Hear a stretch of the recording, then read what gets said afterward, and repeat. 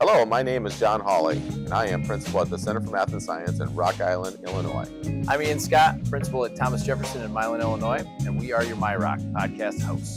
MyRock celebrates what makes RIMSD 41 thrive. Each episode shares inspiring stories and insights from behind the scenes, sharing the heart of our schools. The podcast also supports our 2030 strategic plan by fostering connections, building relationships, and strengthening communication within our district and our community. Thank you to all the listeners who've joined us tonight. And remember to share, like, and subscribe where you get your podcasts. If you're feeling generous, give us 5 stars, tell a friend, and give us a listen. And now we'll take you to our episode with Thomas Jefferson's very own Linda Tobin.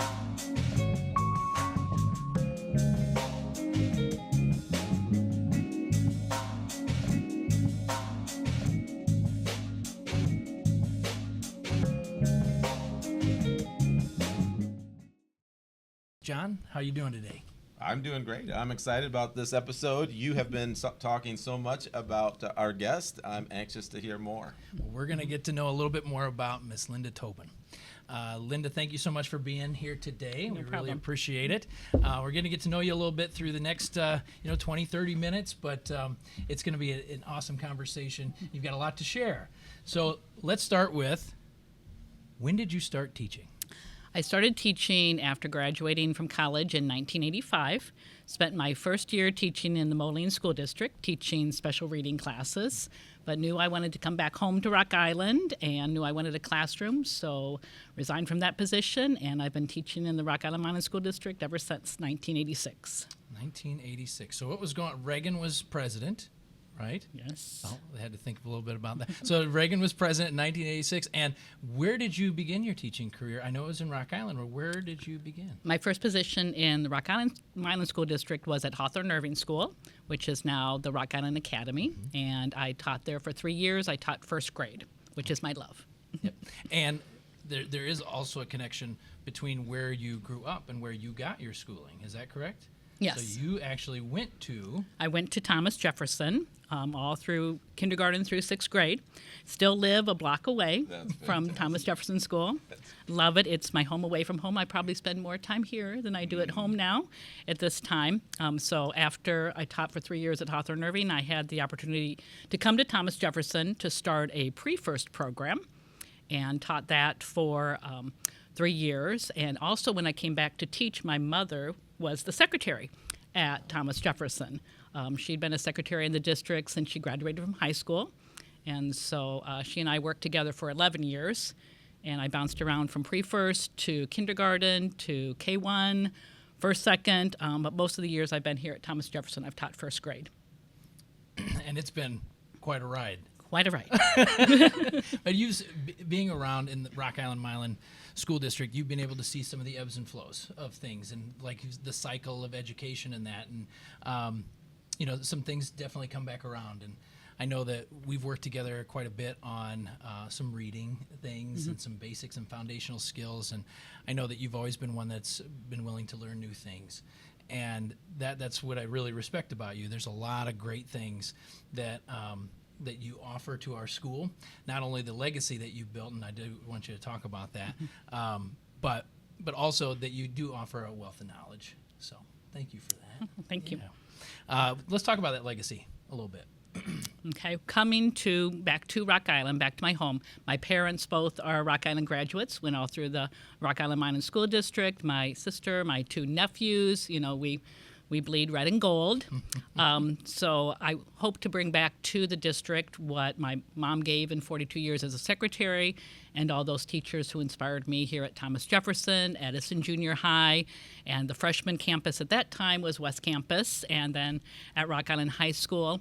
I just believe that the school district offers so many opportunities. When I went to college at a small Catholic liberal arts college, a lot of people who did not have the opportunity to go through a school system that was so diverse and offered so many opportunities. I take pride in all the opportunities Rock Island provides for its students, from the arts to the athletics to the academics. We've always had lots of national merit finalists, and I don't think Rock Island gets enough of the credit for having such a well-rounded education. I went to college, and college was very easy for me because of the great preparation I'd had in the district, and so I wanted to come back and make that same opportunity for the students that I have. That's great testimony. Yeah, Linda, I want to ask you a few questions too, because I am about the same age and have about the same amount of experience, and so having been teaching since 1985. Where did your inspiration come from to become a teacher? How do you stay inspired? You're an inspiration to so many in our district. I would have to imagine that the positivity and the energy that you bring to the job today is equal to what you brought when you were just coming out of college. Speak to our audience about how you maintain that inspiration. Well, I've always known I wanted to be a teacher. As I said, my mom was a school secretary, and school secretaries at that time had to go 2 weeks before school started, 2 weeks after school started, and I would go along with my mom, and I'd help the teachers set up their classroom, and I'd play school when they weren't in the rooms. I played school at home. Just always felt that passion for teaching. Started teaching Sunday school when I was 15. And they would allow me to as long as I had an adult in there with me, make sure I was teaching the right thing. And I just love being with kids. It inspires me. They inspire me. The kids inspire me. My colleagues inspire me. And even though there's a lot of challenges over the 40 years, things that, as you said, the ebb and flow of things, this comes into popularity, this goes out of popularity. I just kept what was true to me and what I felt was the best that I could be. And so it's just, as I say to people, because people are like, why aren't you retiring? Because I could easily retire. They're like, you're kind of working for free now. And I said, well, I love it. It's my identity. It's who I am. It's what I love to do. I continue to grow and learn. I go to workshops. I meet with other teachers. I'm in a lot of organizations and that. And it's just what keeps me going, keeps me young. So in that same vein, you've had to take some risks over the years, and we talked about you being a risk taker, or maybe not. But what's the most recent risk that you have taken? I'm definitely not a risk taker in my classroom. I want to make sure that things are going to go well in that. But I did challenge myself this year. We had the opportunity to start a Future Teachers Academy here at Thomas Jefferson. Mike Mertel started at the high school. They've had it in several other elementary buildings the last couple of years. And he asked if I would like to start one at Thomas Jefferson because I've had students from the high school program. And so I said, yes, I'd be willing to. And we opened it up to our sixth graders. Now, I've only taught up to second grade. And luckily we each have our own little niche. The sixth grade teachers are like, I don't want to be down there tying shoes and wiping noses and that. But I took on the challenge of having the Future Teacher Academy. So I have 12 sixth graders. They happen to be 12 sixth graders that I had in first grade during the COVID year.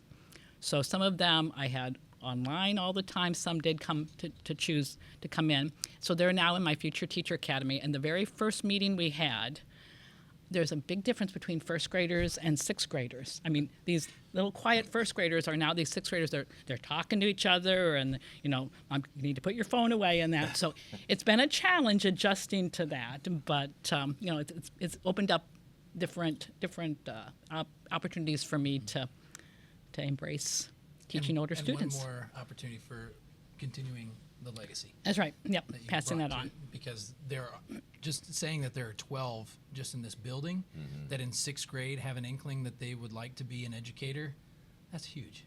That is a big deal. And then to have someone that be willing to give their time, like Mike Martell, like Andrea Parr, like yourself, that are giving back and filling up these students that have that interest, it's amazing. And they're very excited because this Thursday they're going to start working in classrooms. On Thursdays at 2:30, there'll be 2 going to each kindergarten, first or second grade. And I remember back when I was a sixth grader at Thomas Jefferson, I got to go down to the kindergarten room and do flashcards with the kids on their letters and sounds, So that just was, again, just feeding that interest I had in teaching. So they're very excited. So hopefully that will work well. And so I'm curious. For these sixth graders that are sitting there, there's probably another Linda Tobin who is saying right now, I know I'm going to be a teacher, But there are also some students who are wondering, I don't know if I want to be a teacher, but I want to see what this is all about. What are you telling them about why you would want to become a teacher? Well, the very first meeting we had, we talked about what makes a good teacher. We also talked about all the different things that teachers need to know and to do. And most of all, it was just to enjoy being with kids and that. We also talked about the different roles they could take. They don't have to be a classroom teacher. They could be a paraprofessional. They could be a librarian. They could be a music teacher, a PE teacher. They could be a social worker. They could be a counselor. And so just seeing all those different people that play a role in the education system. And they will definitely find out if they want to be with the students or not after dealing with them once a week. Already some of them are little helpers, like they bring the kindergartners down to class and that. So you see already some of that potential of just being interested in working with students. So. And there's a great sense of pride that you see just in even that, just escorting them down to their kindergarten classroom. So I cannot wait to see them interact with them and actually give some instruction. I think it'll be really neat to see. I'm going to switch gears a little bit, and I think today there's a lot to education. There's a lot to be an educator, and that list of tasks that we are asking of our educators compared to 1985 is much longer. And I just don't think that we can go it alone anymore. And we all have to lean on other people and connections in our buildings, in our grade levels, across the district. You talked about that you were involved in other organizations. But speak to our audience a little bit about how you've been able to stay connected over these years and how that has benefited you, and even more importantly, how has that benefited your students?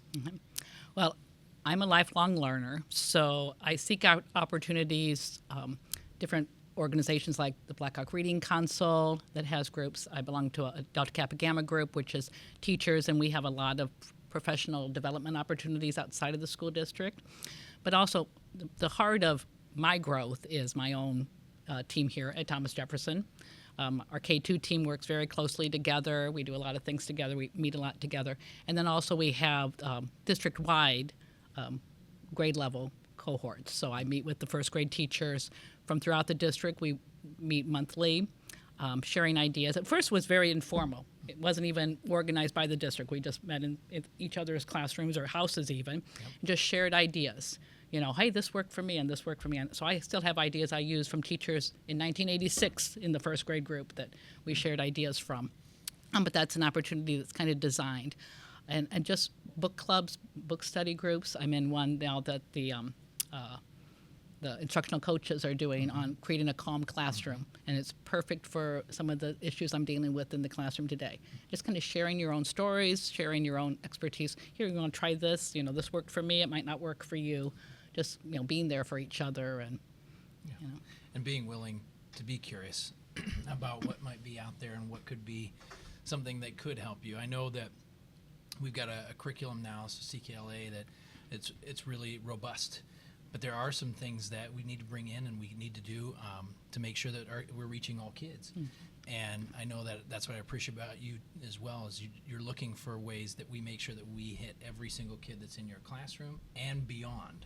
So all of our kids at Thomas Jefferson deserve to grow, and you're a big part of that as part of our team. So.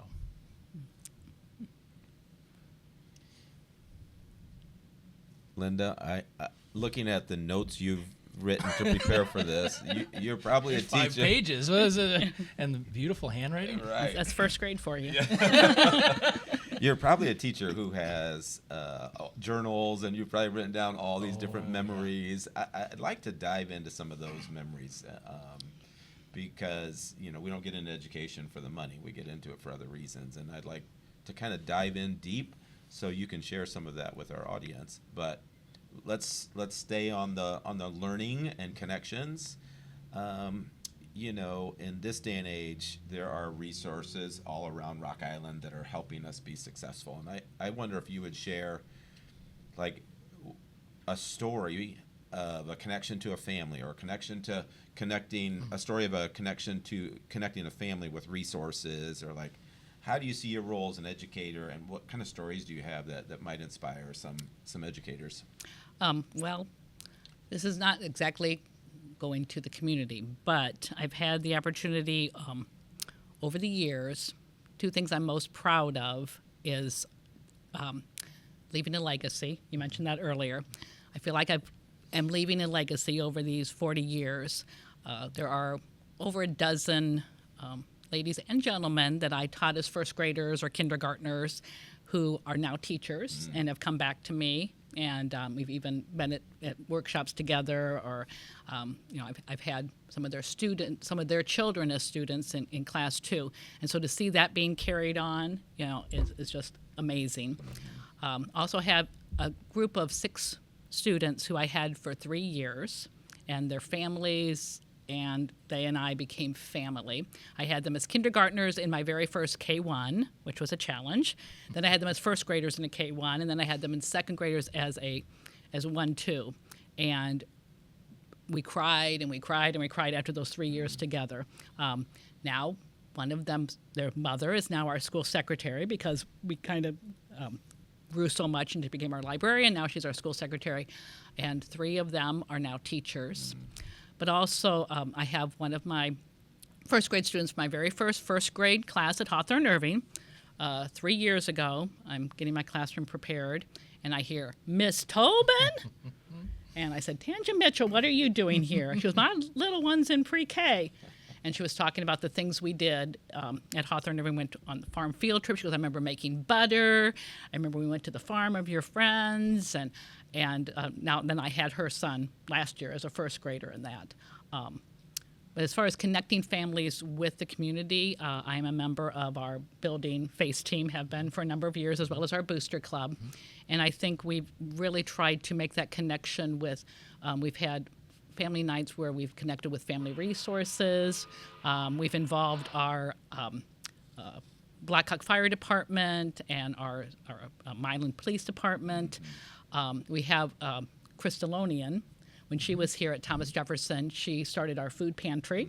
And so that's still going strong. And it's going it's strong at our school as well. Yeah, she's terrific. It's just wonderful. Now, Tony Chisholm and her mother, Tina Taylor, are in charge of it, and so that's a way we've kind of made this an all-service district program, which I really think our families need today. And that's been a big change from when I started here at Thomas Jefferson, or even in the district. There's a lot more things we need to provide for the families and kind of be that community resource. And that's really been one of our aims as well. I think it's every building principal, every building leader, is to make it seamless between the community and the school, and make that school the hub of where the families can really get what they need and some of the basic needs.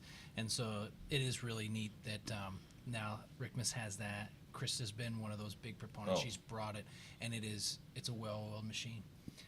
We just have to communicate it out there. This is when it's going to happen, and we have families show up, and it's wonderful to see staff members helping some of the parents and guardians out to their cars, to know that that's exactly what they need and when they need it, and then they come back the next day and their kids are ready to go. It's just really nice to have that as a resource, and I think there's more than just our 2 buildings that have that going on. So that's another great thing that the Rock Island Milan School District has going on. How about you as a resource? I'm sure that the teachers in this building, especially the new teachers, they must be, at your doorstep constantly trying to get advice and know-how and insight. It sounds like you're involved in a lot of things, but as we think about new teachers today, what kind of advice would you give them? How are they going to stay on top of everything? Well, I think for me, it's find something you love to do. Find something you love to do, and then do your best at it and learn new things. I change from week to week sometimes on what works or what doesn't work, and love learning, and go with the professional books that we can read, the podcasts. There, several I watch, on literacy or just learning in general. And just be willing to try new things. I'm not a risk taker, but I will try new things that I feel will be successful in that. But just to be passionate and to just love the kids. And remember, when you were talking about curriculum earlier, curriculum has changed probably about 5 or 6 cycles in my career. And, yes, follow the curriculum, but don't be afraid to add your special touch to it, Absolutely. And, grow and adapt. And remember, you're not teaching the curriculum, you're teaching students. Yeah. And they're our future, so you don't want to be too scripted with them. You want to make it real for them. And just know that you are creating those memories. So you gave that story about that mother that you had, and she remembered going to the farm. Mm-hmm. And she remembered the churning the butter and the things and doing those kind of things. And those are the kind of memories that the school provided through that environment, that's really neat. And that's what we're hoping to recreate with a lot of our students as well. Combining the academics and the results, but also providing the opportunities for experiences that really are what the students are going to remember, and then they're going to grow from that, right? We're not just teaching reading and math; we're teaching students. So for the non-risk taker, this is what I've learned about you today, and I'm just meeting Linda for the first time. Tell our audience about something you've learned in the last couple of years that you have been integrating in your classroom and you think is making a difference. All right. Well, we just talked about this. So we have a very strong core curriculum, but I know there are other things that might work better for students or give them more exposure. So there's this program. It's just meant to support any curriculum activity. It's called Secret Stories. And I first learned about it from another first grade teacher, Gretchen O'Brien, when she was teaching at Denkman. She had these little stories up. And it's just a fun little mnemonic to remember the spelling patterns. So, for example, for the long vowel magic E, there's this mommy magic E. When she's one letter away from the vowel, she tells it to say its name. Or we just learned the OU spelling for ow. And so when O and W are standing next to each other in a word, they like to get a little bit rough, and one of them always gets hurt and says ow, ow, ow. And the students just hook into that, and now any word they see, they're like, oh, I see a secret story. And we even have a little light switch that if it doesn't make the sound it's supposed to, there's the second most likely sound is we hit a little light switch and they switch it, and that made the word. And it's just kind of magical. And it's silly, it's a magical, but very engaging. It's very engaging, and very engaging. The kids love it. Yep. And I learned a lot about it too. So I know my wife uses that in her first grade classroom, but I didn't know as much as I did, and I started watching Linda do it. And it's really neat to see those posters up there and the kids doing the little, the ooh, right? And doing those different signs, and I know that's something that I can connect to when I'm having conversations with these first graders as well. So yeah, that's definitely something that has really kind of made a difference, and it carries on. It's one of those things that they know if they're doing it with their body, you know what I mean, that can carry on to the next grade level, and that's something they'll always remember. So. Ian's a principal and I'm a principal, and we are winding down this podcast. So I'm going to give you a chance to say, we gave advice to young educators and educators, teachers. What about the principals? What advice would you give to the administrators today? Be kind. I have worked for a number of principals, and I think the best principals have been those who have come from the classroom, who know what it's like to be in charge of a whole class and that. But I already have my evaluation done, so this isn't a, she just had it yesterday. It's true. This isn't a kiss up. But for example, Ian knows real world. I would tell a principal to to think back to the real world and to listen.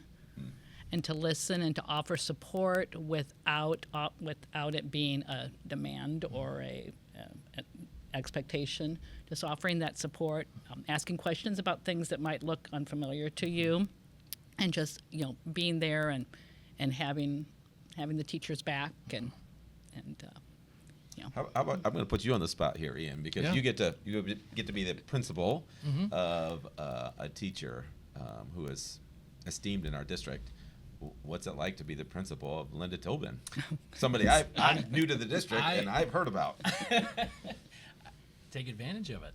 I mean, learn as much as I possibly can. I've already learned just through, my walkthroughs and doing the evaluations and things like that. And then we kind of have built something called the Breakfast Club, and she was a big proponent of that. So I went to her and her first grade team and said, what can we use that we wouldn't need a whole lot of preparation for, and we can just do this with these kids 15 minutes, every single morning.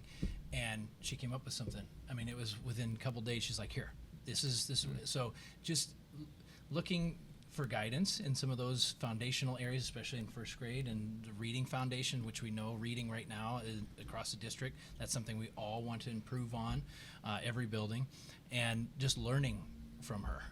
I do not have the experience in that reading background or in the primary grade levels, but learning from her and being curious about some of the things that she does, it's really started to connect some things for me to look at it from the overall, from kindergarten or pre-K, I should say, all the way through sixth grade. How are we building our reading? How are we building that foundation so we can continue to grow? So it's awesome. It's great. I'll just tell you that right now. If I have a question about something about foundational reading, I go to Ms. Tobin. We have a great K2 team, but you definitely have the experience, and so I ask you these things, and you've always got a really good answer. And it's not like, well, I know it all. It's, hey, this is what works for us. Maybe this is what we could try. And really being collaborative. That's the best part of it. It's really not, hey, well, I have this much experience and I know better than you. And she does. I'll just be honest, she absolutely does. But I never have felt that way, ever. So. All right, so I think, it's about that time. Thank you so much. Thanks Ms. for the Tobin. opportunity. It's been a wonderful conversation. I will see you tomorrow again, but Mr. Hawley will not. So I just want to make sure that we spent this time and we were able to share your story. And thank you so much for your time tonight. Right. So Thank you. And we want to thank our listeners. Please don't forget to like, share, and subscribe wherever you listen to podcasts. this has been the My Rock Podcast. Until next time. Rock on.